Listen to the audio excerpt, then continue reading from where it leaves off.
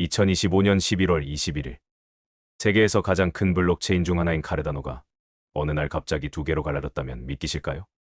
그것도 거대한 공격이나 해킹 때문이 아니라 딱 트랜잭션 하나 때문에 벌어진 일입니다. 이름하여 포이즌 피기, 즉 독을 먹은 돼지. 무려 14시간 동안 두 개의 체인이 동시에 내가 진짜 역사다 라고 주장하며 달렸던 초유이익이었죠.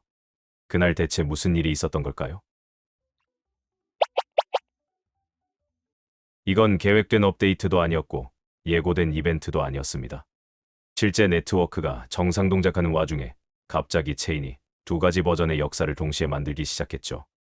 체인은 멈추지 않았고 해킹도 없었지만 현실적으로는 훨씬 더 위험한 상태였습니다.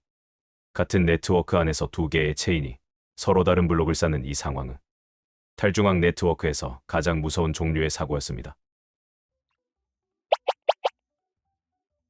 이 상황을 이해하려면 소프트 포크를 알아야 합니다. 어렵게 들리지만 간단히 말하면 같은 시험 문제를 풀고 있는데 딱 한 문제 해석이 달라 성적표가 두 장 나온 상황입니다. 체인도 마찬가지로 대부분 규칙은 같지만 특정 해석 차이로 두 갈래로 나뉜 것이죠. 다행히 소프트 포크는 하드 포크와 달리 한쪽이 더 길어지며 나머지가 자연스럽게 합쳐지도록 설계되어 있습니다. 문제는 누가 정답지가 될지였습니다. 그럼 어떤 트랜잭션이 체인을 두 개로 갈랐을까요? 원인은 아주 사소한 규칙 차이였습니다. 옛 노드는 28바이트 아니면 거절, 새 노드는 길지만 앞 28바이트만 쓰면 되지 라고 받아들였죠. 이 해석 차이 하나가 동일한 트랜잭션을 두 가지 갈래로 만들며 체인을 분열시켰습니다.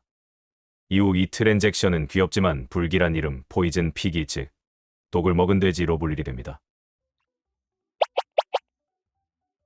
잘못된 트랜잭션을 받아들인 문제의 체인은 피그 체인, 잘못된 트랜잭션을 거절한 현재 사용 중인 체인은 치킨 체인이라 불렸습니다.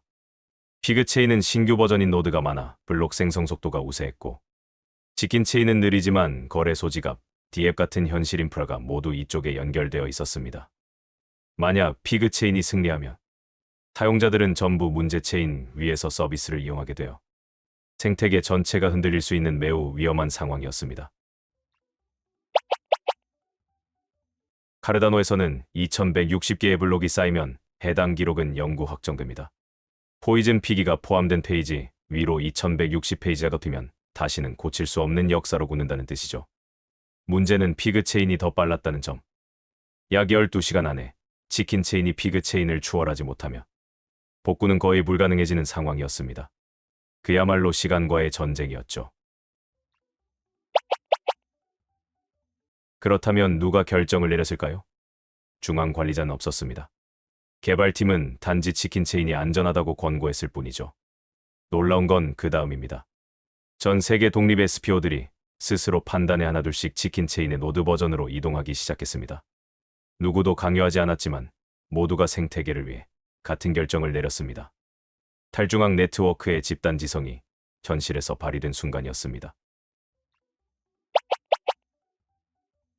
그래프는 서서히 뒤집히기 시작했습니다. 치킨 체인을 유지하는 노드 버전들이 모이며 블록 생성 속도가 빨라졌고 피그 체인은 점점 느려졌습니다. 심지어 피그 체인의 느려진 덕분에 무서운 2160블록 데드라인도 자연스럽게 늦춰졌습니다. 그리고 결국 치킨 체인의 길이가 피그 체인을 추월하자 나카모토 아비가 자동으로 작동하며 피그 체인 노드들은 스스로 치킨 체인으로 갈아탔습니다. 포크가 자연 치유된 순간이었죠. 이 장면은 외부에서도 큰 화제가 됐습니다.